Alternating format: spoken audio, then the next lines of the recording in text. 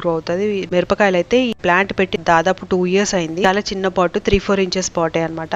But నాకైతే చాలా harvest ఇచ్చింది. దాదాపు 1 month కి 2 times హార్వెస్ట్ ఇస్తుంది. హార్వెస్ట్ వచ్చినప్పుడల్లా ఒక 10-15 కాయలు వస్తూ ఉంటాయి అనమాట. అది కట్ చేసేస్తాము. కాయలు వచ్చిన తర్వాత కట్ చేసేసి మళ్ళీ ఫర్టిలైజేషన్ ఇంకా కంపోస్ట్ వేసేస్తాము.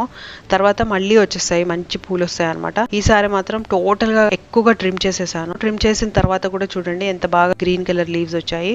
తర్వాత మొగ్గలు కూడా వచ్చాయి. ఇంకా 2-3 days లో పూలు కూడా వస్తాయి అనమాట. సో దీనికి కూడా ఫ్లాక్స్ సీడ్ ఫర్టిలైజర్ వేసాను. దాని తర్వాత చూడండి ఆకులు ఎంత బాగా వచ్చాయో. అస్సలు లేకుండేవి ఆకులు అయితే, ఇప్పుడైతే బాగా పెరిగిపోయినాయి. అంటే గ్రీన్ గా బాగా వచ్చాయి. ఈ మధ్య మన దగ్గర ఈ స్ప్రేయర్ పాడైపోయింది.